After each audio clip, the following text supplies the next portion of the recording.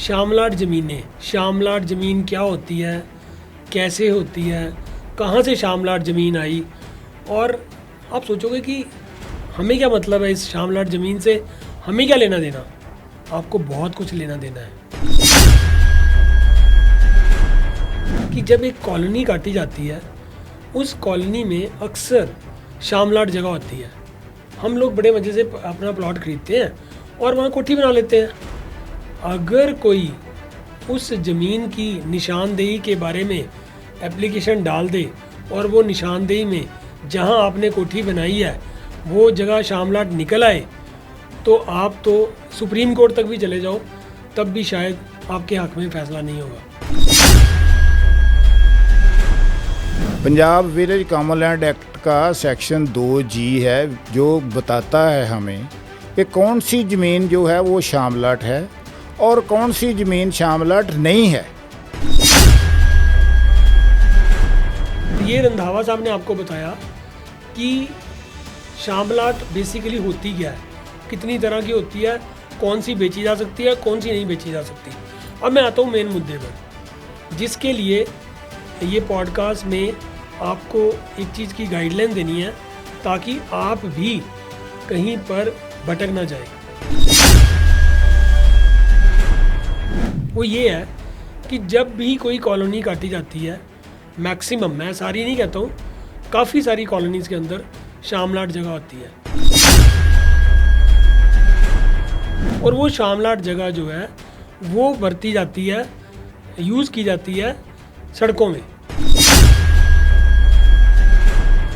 इसके बारे में मैं रंधावा साहब आपसे ये पूछता हूँ कि लोगों को जो मैंने बात बोली इसमें सच्चाई क्या है।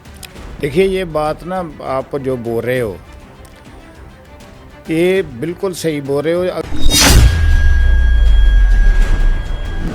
और जो दूसरी बात मैं आपके माध्यम से लोगों को बताना चाहता हूँ कि जो बेसिक लॉ है वो है मुश्तरी होशियारबाश, बायर बी अवेयर। आप बराए मेहरबानी जब भी कोई प्लाट लेना है तो कॉलोनी का पूरा नक्शा लो, कॉलोनी के पूरे नक्शे को उनको बोलो कि हमारे को जमाबंदी भी दे दो इसकी, पूरे नक्शे की, जो नंबर खसरे कितने हैं क्या है, उसमें आप जो जमाबंदी में ही दिख जाएगा। नहीं तो आप पटवारी के पास जाके, बेशक आपको मुश्किल आए कोई भी, लेकिन आपने पैसे खर्चने हैं।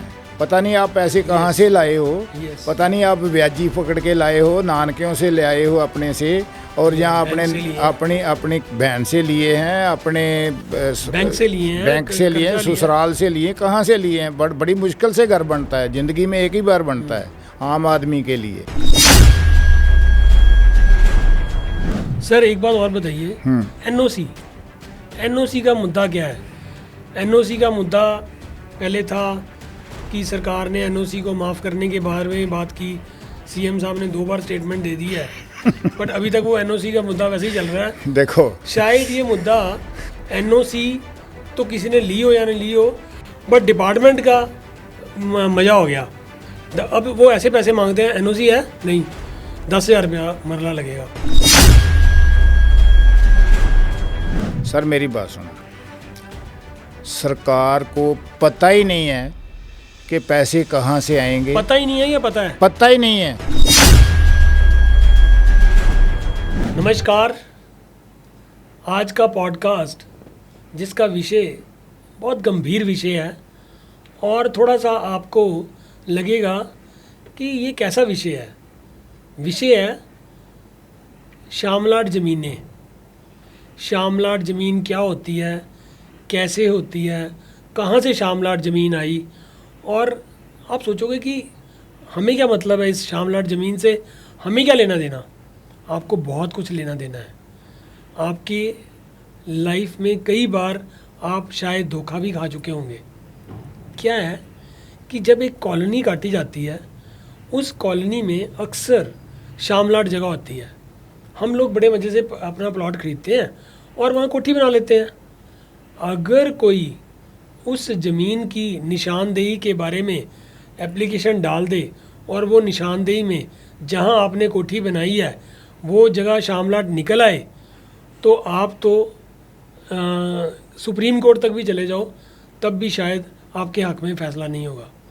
तो आप सोचोगे तो हम क्या करें, इसका क्या रेमेडीज़ हैं, क्या किया जा सकता है, इसके बारे में हमने आज डिटेल में बात की अपने पॉडकास्ट में। एक बहुत ही सीनियर और योग्य ऑफिसर, रेवेन्यू ऑफिसर, जो कि DRO रिटायर्ड हैं, और उनका नाम है डॉक्टर कंवलजीत सिंह रंधावा। वो आज हमारे स्टूडियो में हैं। आज हम उनसे बात करेंगे और जानेंगे कि कैसे ये शामलाट ज़मीनें कैसे बनी, शामलाट क्या होती है, दे शामलाट क्या होती है, एक होती है जुमला मुश्तरफा मालकान, वो क्या होती है। ऐसे कई सारी वर्ड्स हैं जो शायद मुझे भी नहीं आते, और वो बताएंगे हमें बहुत डिटेल में कि ये कैसे बनी ज़मीनें और इनसे इनकी ख़रीद फ़रोख्त क्या की जा सकती है, अगर की जा सकती है तो कौन कर सकता है और कैसे की जा सकती है। इस पूरे एपिसोड में हम बात करेंगे रंधावा जी से। तब तक आप आराम से बैठिए और enjoy the show. Welcome Randhawa ji. Thank you sir, thank you. Randhawa ji, पहले हमें ये बताइए, ये जो मैंने नाम लिए, शामलाट दे, शामलाट मुश्तरफा, जुमला मुश्तरफा, ये बेसिकली ये नाम आए कहाँ से, ये ज़मीनें कैसे बनी, इसकी थोड़ी सी हिस्ट्री बताइए। देखिए, ऐसे है सर कि जो शामलाट का जब नाम आ जाता है ना, तो लोग यही समझते हैं कि ये पंचायत की ज़मीन है, लेकिन ये अलग अलग ज़मीन है और इसके सोर्सेज भी अलग अलग हैं। जब अंग्रेज़ इस देश में नहीं आए थे तो यहाँ जो लोकल रूलर थे वहाँ उस टाइम के, टोडरमल फर्स्ट पर्सन थे इंडिया में जिन्होंने रेवेन्यू डिपार्टमेंट किया, और उस टाइम में जो कोई फील्ड नंबर थे वो अच्छी तरह नहीं लिखे गए थे, रेवेन्यू रिकॉर्ड अच्छी तरह से नहीं बना था।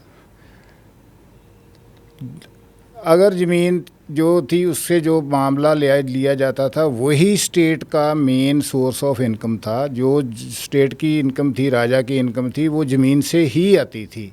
उस टाइम इनकम टैक्स वगैरह से या कोई दूसरे टैक्सों से ज़मीन नहीं, मालिया नहीं आता था।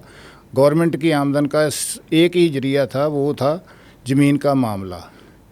और उसको लेते कैसे थे कि पटवारी मौके पे जाता था, फसल कटती थी, वो बोलता था कि जितना है उसका हाफ या जो थर्ड, 1/3 जो भी उस टाइम फिक्स था वो ले लेता था। उसमें एक तो करप्शन की बहुत गुंजाइश थी, दूसरा कौन बताएगा 1/3 कितना हुआ? हाँ, कौन बताएगा। दूसरा, उस टाइम फ्लक्चुएशंस होती थी, तो अंग्रेज़ों ने अपना सोर्स ऑफ इनकम को फिक्स करने के लिए, उसके बाद अंग्रेज आ गए। उसके बाद जब अंग्रेज़ आए तो उन्होंने 1887 में 1887 में लैंड रेवेन्यू एक्ट बनाया, लैंड रिकॉर्ड मैनुअल बनाई, लैंड सेटलमेंट मैनुअल बनाई, और उसके तहत फर्स्ट टाइम रेवेन्यू रिकॉर्ड बना पंजाब में और इंडिया में। फर्स्ट टाइम लैंड रिकॉर्ड बने 1887 में, 1887 ऑनवर्ड्स। ओके। सेटलमेंट करके हर खेत को नंबर दिया गया, उसको बोलते हैं खसरा नंबर, और हर मालिक की जो मालकी थी उसको दिया गया खेवट नंबर जी।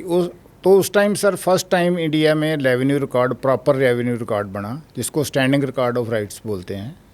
उसमें मालिक का नाम, काश्तकार का नाम, फील्ड नंबर, फील्ड का एरिया, और उसके ऊपर कितना लैंड रेवेन्यू है वो लिखा गया।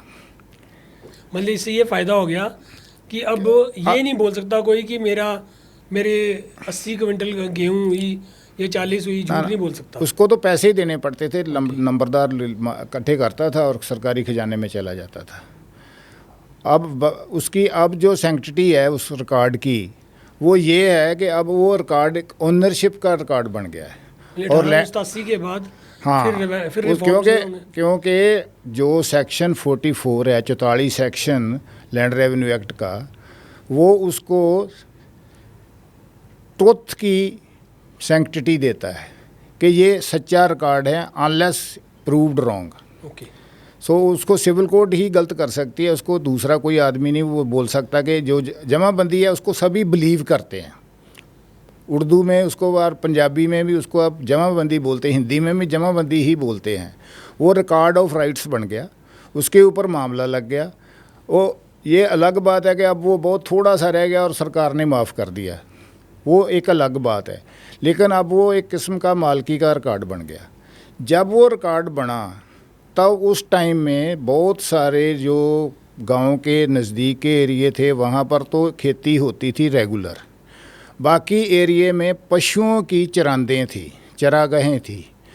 उस जगह जिस जगह सारे गांव के पूरे गांव के जितने भी जानवर थे, जो मवेशी थे, वो वहाँ पर चारा वगैरह घास वगैरह चरते थे।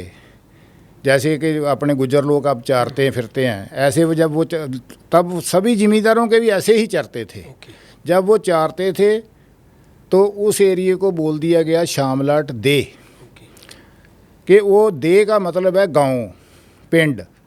वो जो गांव थे, गांव की शामलाट थी, वो सारे गांव की कॉमन जगह थी, गांव की साझी जगह थी।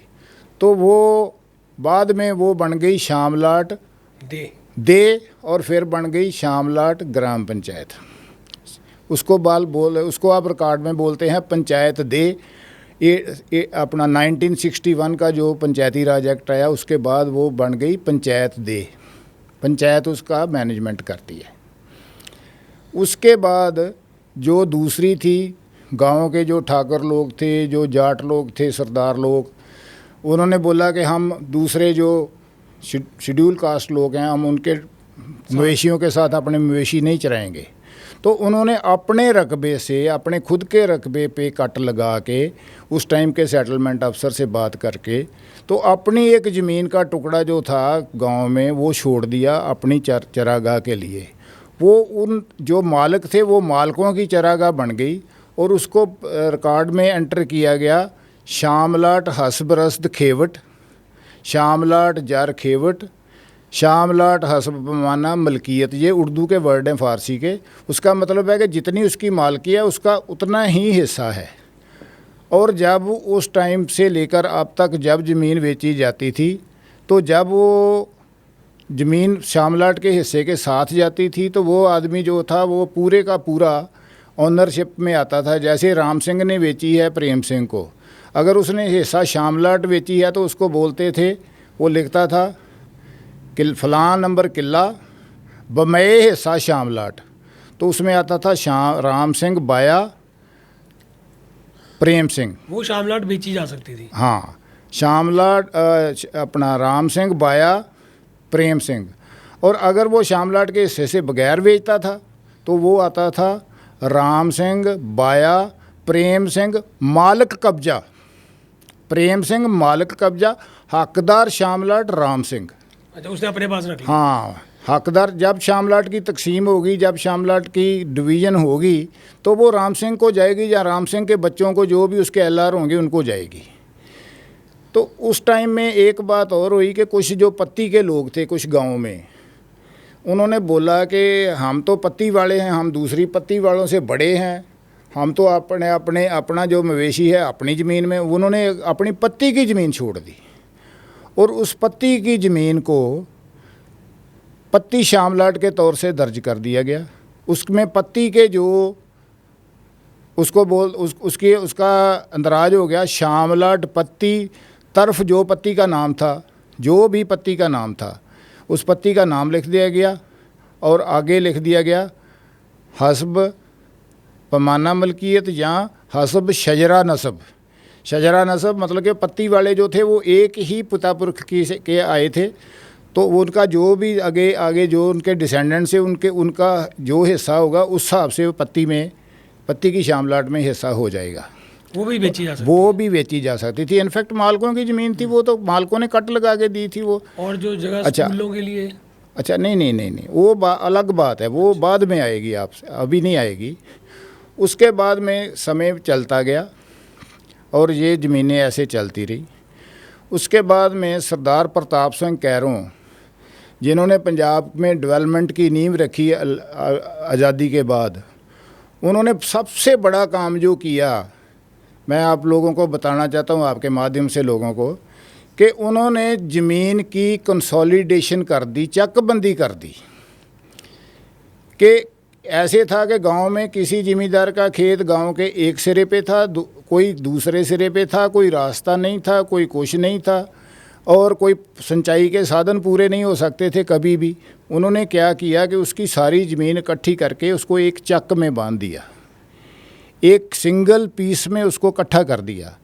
उन्होंने वो ऐसे किया कि उसकी जितनी भी ज़मीन थी उसका रेट लगा लिया आनों में, किसी किले का 2 आने, किसी किले का 4 आने, कोई ज़्यादा अच्छा है और फर्टाइल है और उसका सिंचाई का साधन अच्छा है उसके 16 आने। और उसका एक जहाँ उसकी ज़मीन ज़्यादा थी उसको उन्होंने मेजर पोर्शन मान लिया। और उसके लिए उन्होंने एक पूरा consolidation department under director consolidation बनाया, जिसमें director consolidation, assistant collector consolidation होते थे, असिस्टेंट डायरेक्टर कंसोलिडेशन, उसके बाद तहसीलदार, नो तहसीलदार उसमें नहीं था कोई भी। उसके बाद में सेटलमेंट अफसर होता था, कलेक्टर के बराबर, डीसी के बराबर। उसके नीचे सीओ होते थे, तहसीलदार के बराबर, कंसोलिडेशन ऑफिसर उसको बोलते थे, एसीओ, असिस्टेंट कंसोलिडेशन अफसर, उसके नीचे पटवारी और कानून गो। ये पूरे का पूरा डिपार्टमेंट बना दिया। और सारे पंजाब के जितने भी गांव थे तकरीबन थोड़े कुछ छोड़ के सभी की कंसोलिडेशन कर दी गई। और उस टाइम जो जब गांव थे उनके जो चक बन गए, उनके लिए रास्ते की ज़मीन चाहिए थी, रास्ते के लिए भी ज़मीन चाहिए थी, और जो गांव की उन्नति के लिए स्कूल के लिए ज़मीन चाहिए थी, और जो अपना गांव का 4 द्वारा जो था चगिरदा, उसके लिए भी फिरनी के लिए ज़मीन चाहिए थी, जहाँ और काफ़ी चीज़ों के लिए ज़मीन चाहिए थी। उसके लिए उन्होंने क्या किया कि कट लगा दिया, जिसकी जितनी मालकी थी उसके ऊपर इक्वल कट सारी गांव की ज़मीन पे लगा दिया, और वो ज़मीन का एक पूल बना लिया। उस पूल को उन्होंने नाम दे दिया जुमला मुश्तरका मालकान। ये एक नई किस्म की सांझी ज़मीन आ गई, जुमला मुश्तरका मालकान, उसका नाम दे दिया कि सारे मालकों का की जुमला ज़मीन है, ये इकट्ठी ज़मीन है। तो उसमें से उन्होंने जो रास्ते के लिए चाहिए थी वो उन्होंने यूज़ कर ली, और जो उनको स्कूल की बिल्डिंग के लिए चाहिए थी वो उन्होंने यूज़ कर ली, जो उन्होंने गांव के गुरुद्वारे के लिए रखनी थी, जो उन्होंने गांव के शिवालय के लिए रखनी थी, मंदिर के लिए रखनी थी, गांव के छप्पड़ के लिए रखनी थी, पौंड के लिए, जहाँ गांव के बागबानी वास के लिए कोई शमशान घाट के लिए कहाँ भी उसमें कर ली। और जो बाकी एरिया बच गया उस एरिया को उन्होंने ऐसे ही छोड़ दिया, उसका नाम रख दिया जुमला मुश्तरका मालकान। और उसके लिए सेक्शन 42 42 जो था, वो कंसोलिडेशन एक्ट जो कैरों साहब ने बनाया था, उसके सेक्शन 42 के तहत पावर चले गई वो डायरेक्टर कंसोलिडेशन जो डीएलआर थे हमारे, उनके पास पावर चली गई सेक्शन 42 में, और उसकी ज़मीन को वो डिवाइड करके लोगों को देनी थी उन्होंने। जो जिन ज़िलों में पंजाब के लोग पढ़े लिखे थे, जैसे जलंधर हुआ, हुशियारपुर हुआ, अमृतसर का एरिया हो गया, गुरदासपुर का नीचे का एरिया जहाँ लोग जागृत थे, वहाँ पर लोगों ने क्या किया कि अपने केस डाल के वहाँ पर तो उसकी तकसीमें करवा ली, और उस ज़मीन को के मालकी के हकूक़ लेके पूरे, तो कुछ बेच दी, कुछ अपने को जो जिसकी कुरे के पास थी उसने अपने कुरे में लड़ा ली। अपनी जो ज़मीन स्कूल के लिए छोड़ी थी या नहीं वो तो अलग चली गई, वो तो चली गई, वो तो ख़त्म हो गई। जो बाकी बची थी, जो बाकी फालतू बची थी, जो कॉमन पर्पज़ के लिए थी, वो सारी चली गई। उसके बाद क्या हुआ कि जो रोपड़ तहसील थी पटियाला ज़िले की मेन, जो चंडीगढ़ का राउंड अबाउट है सारा, यहाँ पर वहाँ उस टाइम में ज़मीन जो थी वो बहुत ही वहाँ पर वो बटी नहीं, वहाँ पर बहुत सारा वन था वहाँ पर। अच्छा। वहाँ पर जंगल ही जंगल था, और बहुत सारे वहाँ पर काख काने और काई वगैरह खड़ी थी, ऊंची नीवी ज़मीन थी, वहाँ पर असेसिबल नहीं थी वो। तो जो उस टाइम के कंसोलिडेशन ऑफिसर थे उन्होंने कहा ये बाकी बाद में देखी जाएगी। जो ज़मीन नज़दीक थी गांव के, जैसे किसी गांव का फ़र्ज करो कि 2000 एकड़ है, तो 2000 एकड़ से उन्होंने क्या किया, 500 एकड़ की तो उन्होंने कंसोलिडेशन प्रॉपर कर दी, उसके पत्थर भी लगा दिए, उसकी नक्शे भी बना दिए। जो बाकी थी उसको पेपर पर ही नक्शे बनाए, बाकी कुछ नहीं किया। और उस सारी को जुमला मुश्तरका मालकान छोड़ दिया बना के। तो उस ज़मीन का जो है सबसे बड़ा इशू वही खड़ा हुआ है। उस ज़मीन को बाद में वहाँ पर शहर राजधानी पंजाब की बन गई, चंडीगढ़ बन गया, और हरियाणा की भी राजधानी बन गई, और सेंट्रल प्रदेश भी बन गया। वहाँ पर ज़मीनों का रेट आसमान पर चला गया। तो वो जो बड़े बड़े लोग थे वो नाजायज़ तौर से वो ज़मीन को कोई कुछ करने लगा, कोई कुछ करने लगा। कोई एक एक दिन में भी कुछ गांव में वहाँ पर डिवीज़न हुई है। और किसने की है? तहसीलदार ने, जिसके पास पावर ही नहीं है, जहाँ एसडीएम ने की है, जिसके पास पावर ही नहीं है। उसके केस भी हुए, क्या कुछ बड़ा कुछ हुआ। उसके लिए गवर्नमेंट को कुछ गंभीरता से सोचने की ज़रूरत है। कुछ ज़मीन गांव को दी जा सकती है, कुछ ज़मीन जिनकी असल है, अभी भी ऐसे ही है। अच्छा। जो कुछ ज़मीन उसके लिए, उसके ऊपर बहुत काम हुआ है। जो उसके ऊपर जो अगर हम जाएंगे तो कम से कम 5 घंटे भी तो बोलेंगे तो वो भी कम है। जस्टिस कुलदीप सिंह की रिपोर्टें हैं, दूसरा बहुत कुछ है उसमें। लेकिन गवर्नमेंट ने क्या किया अब कि वो सारी ज़मीन पंचायत को ट्रांसफ़र कर दी, नोटिफिकेशन कर दी। अच्छा। लोगों ने बोला भी कि ये आप गलत कर रहे हो।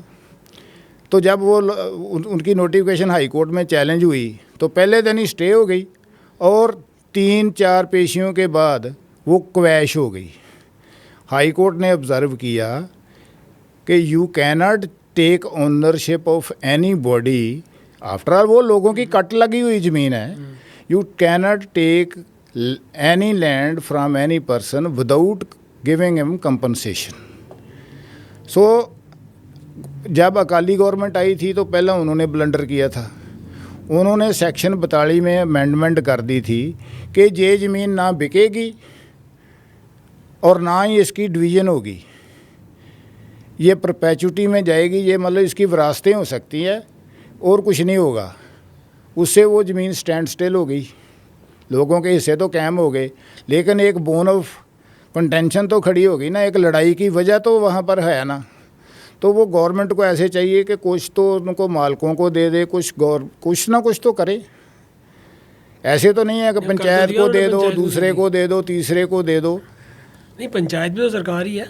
पंचायत भी सरकार ही है। वो मतलब कि ऐसे आप ले नहीं सकते ना कभी भी। अच्छा। इसी तरह जो आपका सवाल है, जो ज़मीन जो पंचायत दे ज़मीन है, जो रसूखदार लोग यहाँ पर कुछ लोगों ने तो पंचायत दे पर भी कब्जे कर रखे हैं। कुछ कॉलोनियों में पंचायत दे ज़मीन है, मैंने अपनी सर्विस में देखा है। और जो दूसरी है ज़मीन अपनी शामलाट हस्बमाना मलकियत, वो अगर डिवीज़न होगी उसकी, तो जब सेक्शन 42 में अमेंडमेंट हुई है उसकी पार्टीशन भी रुक गई है। उसकी पार्टीशन रुकने की वजह से उसकी भी सेल परचेज़ रुक गई है। जो शामलाट पत्ती है उसमें जो हिस्सेदार बैठे हैं वो अपना हिस्सा बेच सकते हैं, उनके ऊपर कोई रोक नहीं है। और इसके लिए एक विस्तृत सेक्शन है 2G, Punjab village common land act का सेक्शन 2G है, जो बताता है हमें कि कौन सी ज़मीन जो है वो शामलाट है और कौन सी ज़मीन शामलाट नहीं है। The shamlat land includes and shamlat land does not include, दोनों शब्द वहाँ पर क्लियरली लिखे गए हैं।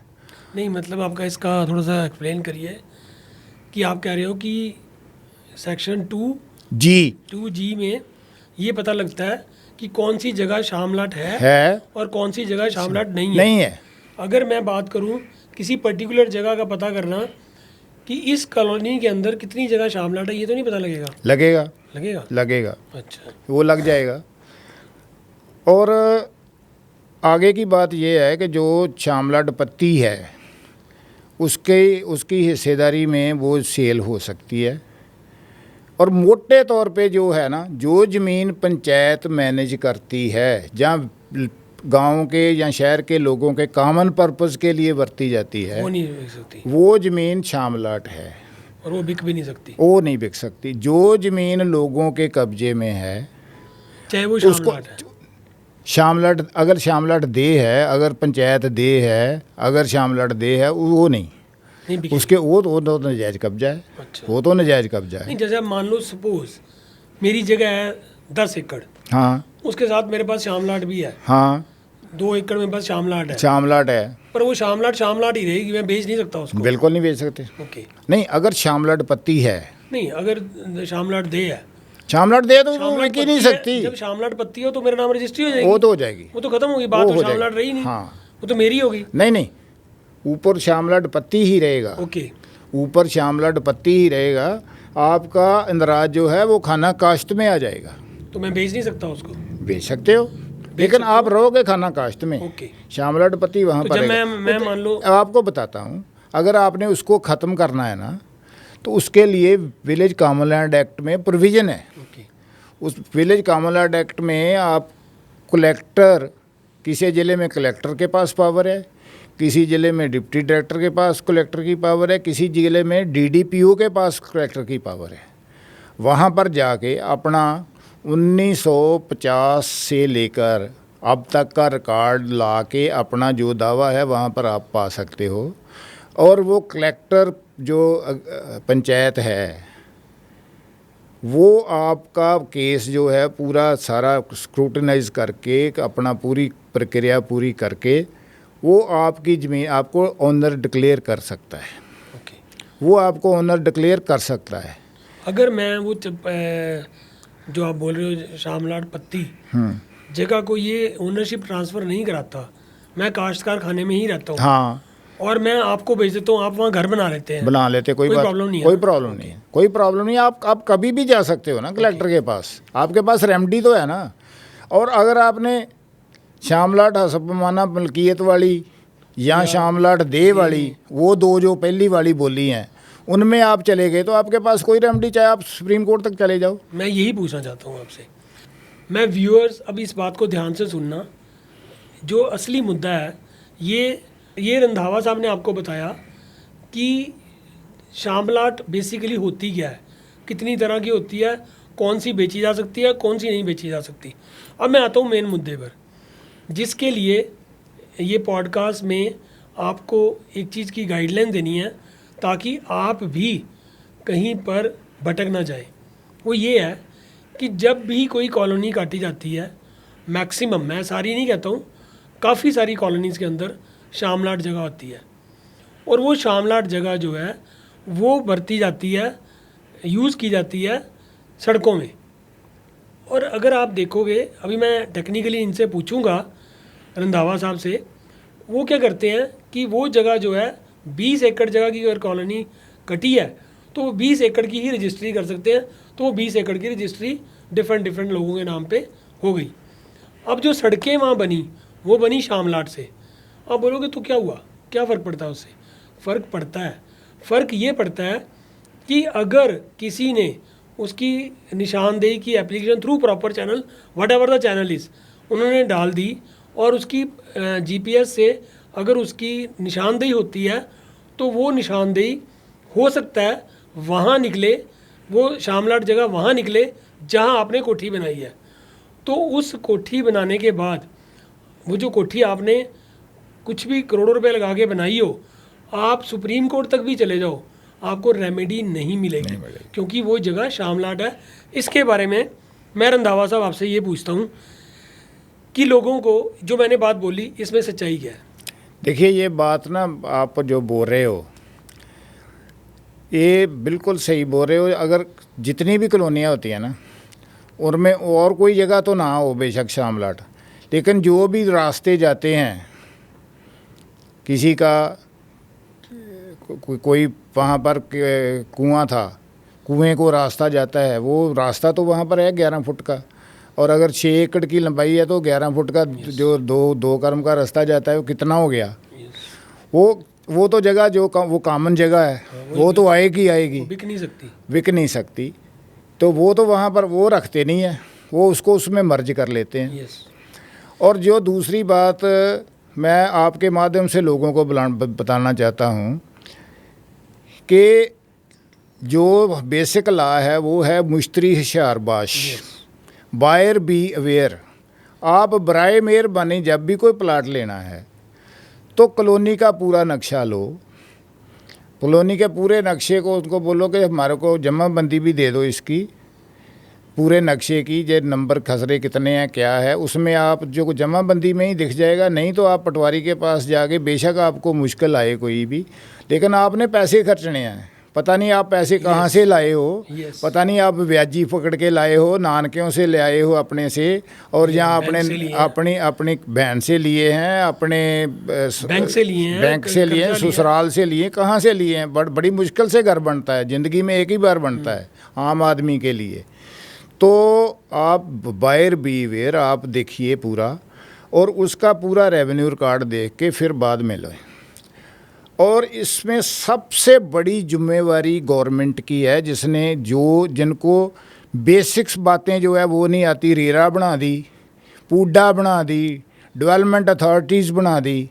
वो क्या करते हैं? कुछ नहीं करते। वो आर्किटेक्ट नक्शा बनाता है, उस नक्शे को देखते हैं कि ये नॉर्म्स दूसरे हैं, ठीक है, उसके हिसाब से। एक मिनट मैं आपको बताना चाहता हूँ कि अगर कोई कॉलोनी जायज़ या नाजायज़ बने, कुछ भी हो, कुछ कैसे भी हो, वो पटवारी की निगाह से नहीं बच सकती। और पटवारी को मैंडेटरी बना दो, कॉलोनाइज़र को भी मैंडेटरी बना दो कि वो जब 12 नुक्ता रिपोर्ट लेता है पटवारी से, तो वो उससे पहले उस पटवारी के, जब भी उसका नक्शा पास हो जाए, उसको पटवारी के लट्ठे का, जैसे तकसीम होती है किसी ज़मीन की, तो उस ज़मीन को हम क्या करते हैं, पटवारी के लट्ठे के एक साइड पे उसका ततेमा बना देते हैं, उसको ततेमा बोलते हैं। नवा नक्शा, छोटा नक्शा बनाते हैं, वो नवा नक्शा बन जाए, पटवारी के दूसरे पर बन जाए, तो उसके क्या होगा कि जो जितने भी प्लॉट नंबर हैं वो पक्के नंबर उनको दे दिए जाएं, जो रास्ते हैं उनको लाल नंबर पक्के, जो गांव का लास्ट लाल नंबर है उसके आगे का नाम नंबर शुरू हो जाए, और जो उन्होंने बीच में कोई स्कूल खोला है या ग्रीन एरिया, कोई ग्रीन एरिया बनाया, तो उसका ग्रीन नंबर लग जाए। तो उससे क्या होगा कि कोई कॉलोनाइज़र बदमाशी नहीं कर सकेगा। उसका नक्शा तभी बनेगा कि उसमें कोई शामलाट ज़मीन नहीं होगी, कोई रास्ता नहीं होगा, तभी उसका पक्का नंबर लगेगा, क्योंकि वो नंबर जो है उसकी मालकी के नंबर से ही निकलेगा। जैसे फॉर एग्ज़ाम्पल, एक नंबर मरबे का, एक मस्तील का, एक 1 आर ओवर 10 नंबर किला है, तो उस 10 नंबर किले में से 10 प्लाट निकले हैं, तो उनके नंबर बन जाएंगे 1/10, 1 आर का 10/1, 10/2, 1 आर के नीचे दो लकीरें लग के बन जाएंगे, तो वो 10 तक बन जाएंगे। तो उनकी पक्के नंबरों की रजिस्ट्री होगी, और उसकी कल को अगर आपको रेवेन्यू से आपको डिमार्केशन चाहिए होगी, तो आपके 10 मरलों की डिमार्केशन भी हो जाएगी। अब क्या होता है, और गवर्नमेंट सोई हुई है, गवर्नमेंट बिल्कुल सोई हुई है, पहली गवर्नमेंट भी मैंने 2009 में 2 कॉलोनियाँ लुधियाना की बना के गवर्नमेंट को दी थी कि ऐसे करो, और वो वहाँ FCR ने आगे मंत्रिमंडल में भेज दिया, तो मंत्रिमंडल में वहाँ पड़ा रहा, और पता नहीं कहाँ होगा, अब पता नहीं कहाँ होगा वो। अब भी हो सकता है, अब भी रेवेन्यू अफसर, बड़े बड़े काबिल रेवेन्यू ऑफिसर बैठे हैं, बड़े बड़े पटवारी, बहुत अच्छे पटवारी बैठे हैं रेवेन्यू में। ऐसी बात नहीं है कि सभी बुरे लोग हैं, अच्छे लोग भी बहुत हैं।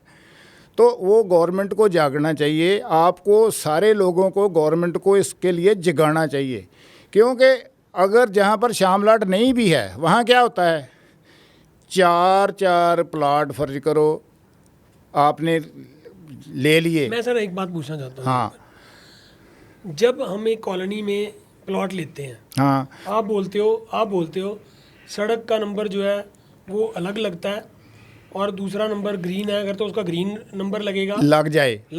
हाँ, लगता नहीं है ना, लगता ही नहीं है, बनता ही नहीं है। अच्छा, जो आपको मैं रोक रहा हूँ, देखो क्या होता है।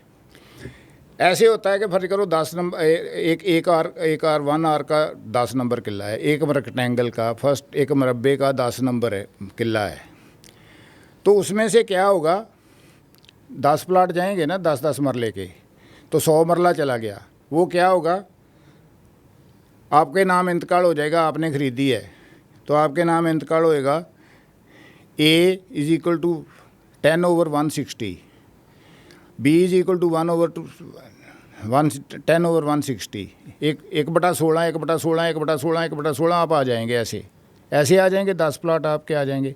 बाकी जो रकबा होगा 60 मरले वो मालिक के नाम खड़ा रहेगा। वो आपका प्लाट कौन सा है आपको पता ही नहीं है, किसी को नहीं पता। और वो लोग आते हैं पटवारी के पास, हमारी निशानदेही कर दो। पटवारी कैसे निशानदेही कर देगा? उसकी तो कोई हदबंदी नहीं है, उसका कुछ नहीं है, उसका कोई मैप ही नहीं है।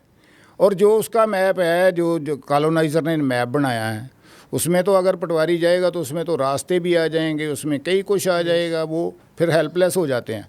अच्छा, आपको अब एक एक्चुअल प्रॉब्लम बताता हूँ जो मैंने तकसीम करके बाद में सॉल्व तो की थी, थोड़ा बहुत जलंधर की बात है कि उन्होंने 4 प्लाट ले लिए और उसके बाद वो USA चले गए और वो 10 साल बाद आए। जो कॉलोनाइज़र का बाकी रकबा बचा था रास्तों वाला दूसरा, उसने उसमें से किसी और को रजिस्ट्री करा के और 4 नंबर जो है वो 4 प्लाट दे दिए। उन्होंने अपनी कोठियाँ बना ली।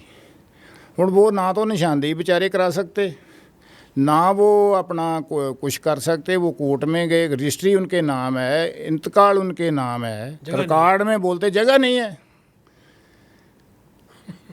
कहाँ जाएंगे? So government should awake, people should awake, they should pressurise. बंदा क्या करेगा जो चला गया वो लोग प्रेशराइज करें, किसी के साथ भी हो सर। हमारे तो एक तहसीलदार के साथ हो गया, मैं पूछ रहा हूँ, जो बड़ा तगड़ा तहसीलदार था। करना चाहिए, लोगों को जागना चाहिए। लोगों को जब प्लाट लेते हैं ना, तो अपने प्लाट को बाकायदा 4 दीवारी करवा के उसका लाक वगैरह लगा के उसका ध्यान रखो। भैया आपके पास 10 रुपये हो तो वो तो आप रात जागते हो। जो करोड़ों की जायदाद है उसको भी रखवाली करो। कौन करेगा? आप ही करोगे।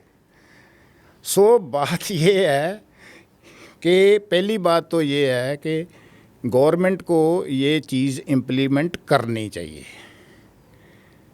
ये सिंपल बातें हैं, सिंपल बातें। सर गवर्नमेंट को तो बड़ा कुछ करना चाहिए।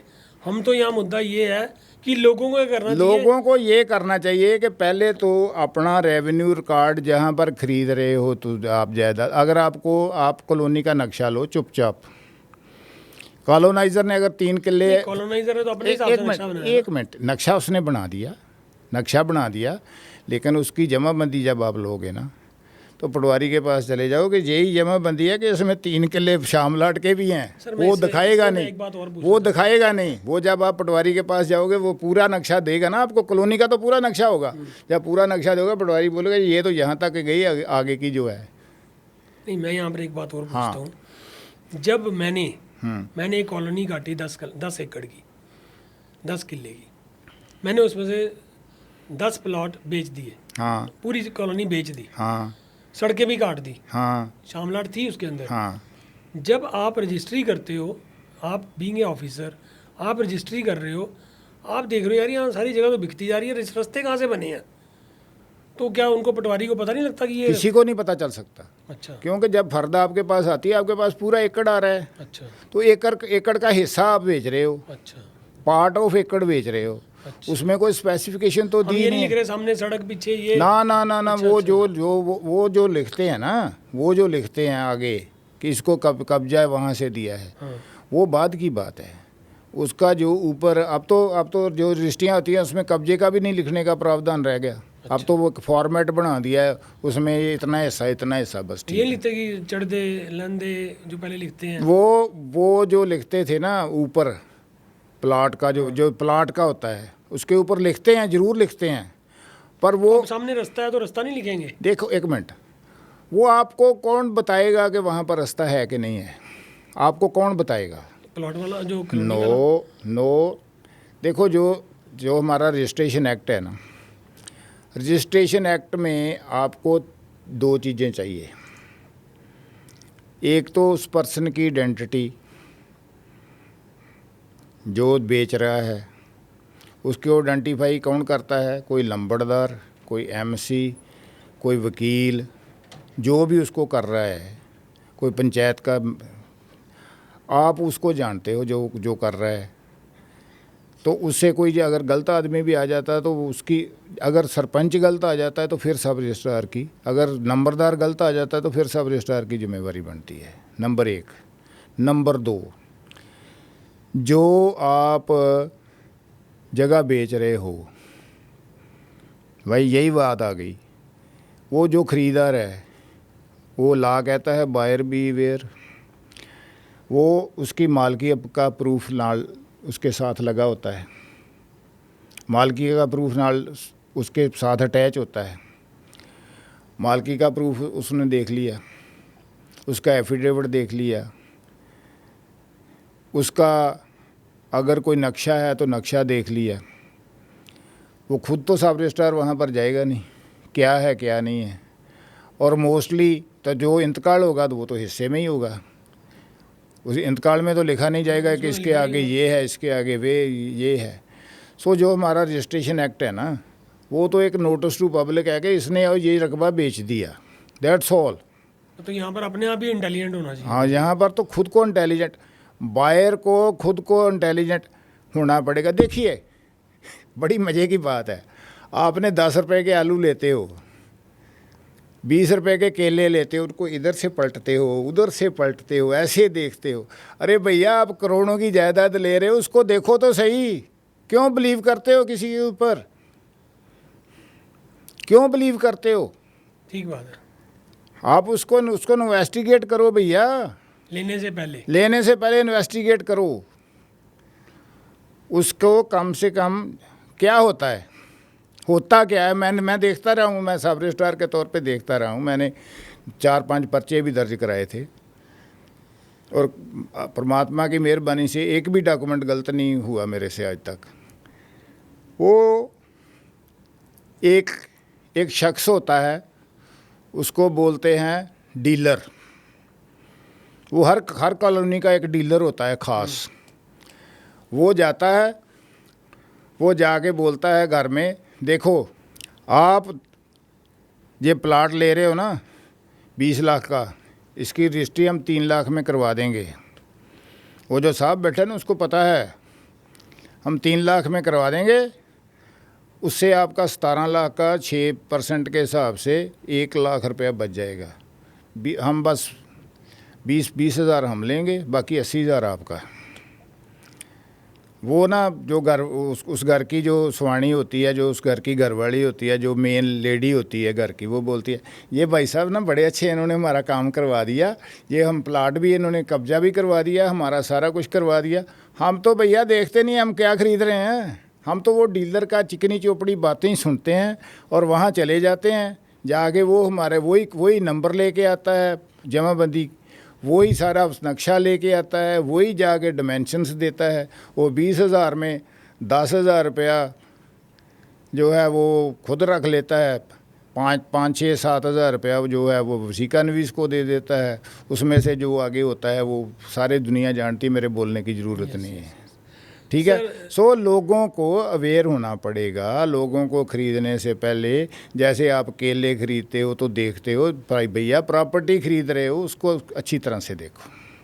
सर एक बात और बताइए कि एनओसी का मुद्दा क्या है? एनओसी का मुद्दा पहले था कि सरकार ने एनओसी को माफ़ करने के बारे में बात की, सीएम साहब ने 2 बार स्टेटमेंट दे दी है, बट अभी तक वो एनओसी का मुद्दा वैसे ही चल रहा है। देखो शायद ये मुद्दा एनओसी तो किसी ने ली हो या नहीं ली हो, बट डिपार्टमेंट का मज़ा हो गया। अब वो ऐसे पैसे मांगते हैं, एनओसी है नहीं, 10,000 रुपया मरला लगेगा, 5,000 रुपया मरला लगेगा। सर देखिए मेरी बात सुनो, तो रजिस्ट्री भी हो जाती है। एनओसी पता क्यों क्या है? नहीं सारी रजिस्ट्रियों की डिटेल निकलवाई जाए कि कितनी रजिस्ट्रियों के साथ एनओसी लगी है और कितनियों के साथ नहीं लगी। तो मेरे ख्याल से 90% के साथ एनओसी नहीं है सर। मेरी तो फिर ये सरकार ने ये बनाया क्यों? सर मेरी बात सुनो, सरकार को पता ही नहीं है कि पैसे कहाँ से आएंगे। पता ही नहीं है या पता है? पता ही नहीं है, पता ही नहीं है सर। अगर पता नहीं हो, मैं बताता हूँ, मैं आपको बताता हूँ। मैं बड़े ऊपर लेवल तक रहा हूँ, मैं बड़े ऊपर लेवल तक मेरी बात रही है। क्या होता है, एक मंत्री आता है, उसको एक आईएएस ऑफिसर जाके बताता है सर देखिए, ये हमने एनओसी लगा दी, इसकी इतनी फीस है, इससे इतने पैसे इकट्ठे हो जाएंगे यस, और इसके बगैर रजिस्ट्री नहीं होगी, और इससे इतने पैसे इधर आ जाएंगे, इतने पैसे इधर आ जाएंगे। बोलते ठीक है, शाबाश, तू बड़ा अच्छा है। ठीक है, एनओसी इसलिए लगाई थी कि लोगों का भला हो, लोगों को नजायज़ कॉलोनियों से निजात मिले। ठीक है, वो ऑफिसर जो है वो नीचे से लेके ऊपर तक सभी कुछ काला काला है। मैं इससे कुछ नहीं, इससे ज़्यादा कुछ नहीं बोल सकता। वो एनओसी जो है वो उसका किसी को पता नहीं है। एक्चुअली क्या है कि आपको ऑनलाइन अप्लाई करना होता है। सर वो तो पता है। एक मिनट, लेकिन उसको इतना टाइम लिया जाता है, इतना ज़्यादा लोगों को किया जाता है कि लोगों को डिस्करेज किया जाता है कि आप एनओसी ले ही ना, ली ना जाए, दी नहीं जाती। पहली बात, जो लेना भी चाहता है। दूसरी बात, ये एक काली कमाई का ऐसा जरिया बन गया है कि नीचे से ले, एनओसी की तो कोई ज़रूरत ही नहीं है।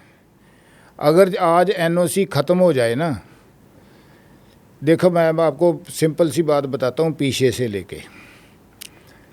जब 2007 में कैप्टन गवर्नमेंट के बाद, कैप्टन गवर्नमेंट में क्या था, मैं उस टाइम एक थिंक टैंक बना था, मिस्टर इकबाल सिंह संधू और एक मैं और कुछ ऑफिसर थे हमारे, जो एफसीआर के अंदर एक कमेटी बनी थी, उसमें थे।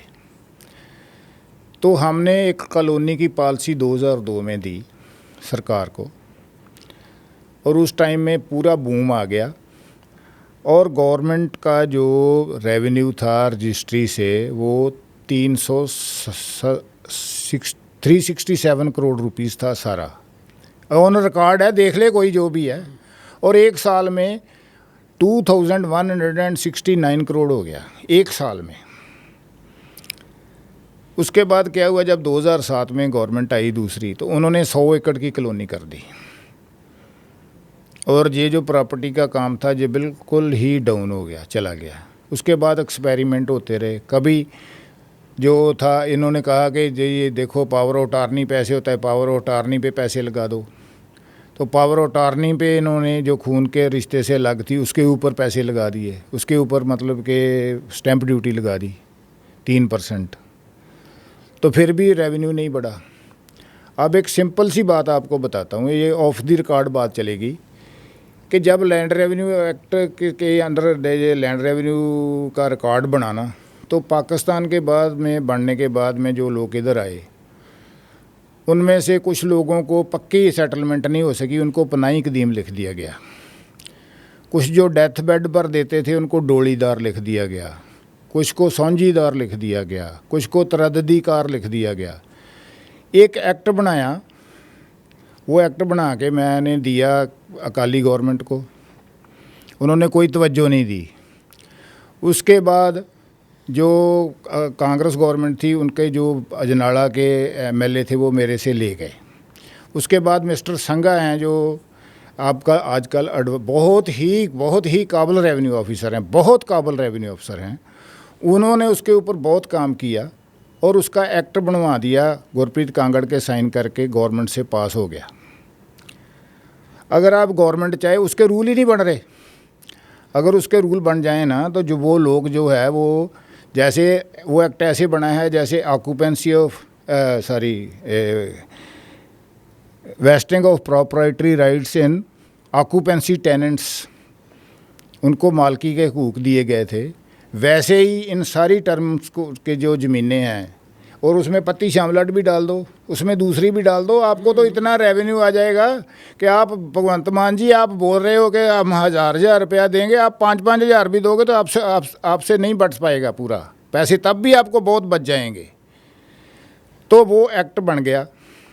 वो एक्ट को मैंने धालीवाल साहब पंचायत मंत्री थे, उनसे बोला, फिर मैंने हरपाल चीमा जी से बात की, तो तब उन्होंने क्या किया कि एक डीओ लिखी राष्ट्रपति को, क्योंकि सेक्शन 31 के अंडर उसका होता है नोटिफिकेशन, वो उसका जो मतलब कंसेंट होता है वो प्रेसिडेंट ऑफ इंडिया से आता है।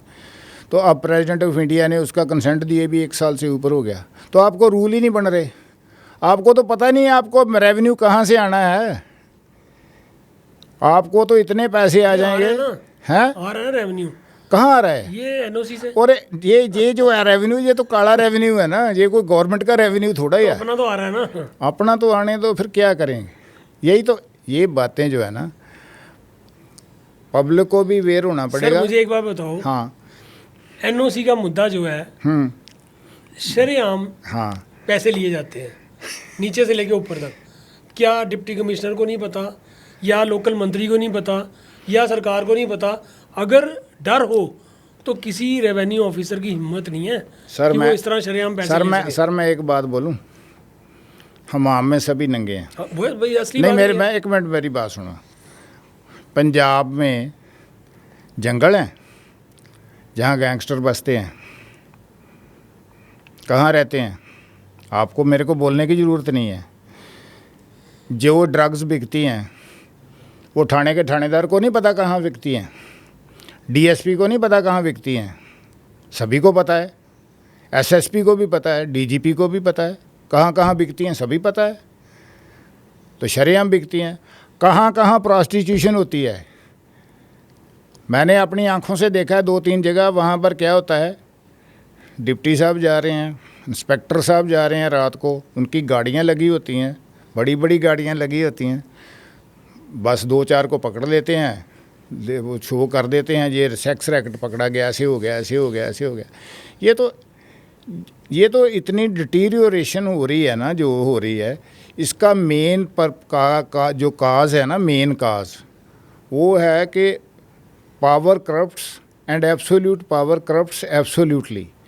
सो जो ब्यूरोक्रेसी है और जो हमारा पॉलिटिशियन है, इनका एक नेक्सस बन गया है, और वो नेक्सस की छत्रछाया के नीचे हम आम में सभी नंगे हैं।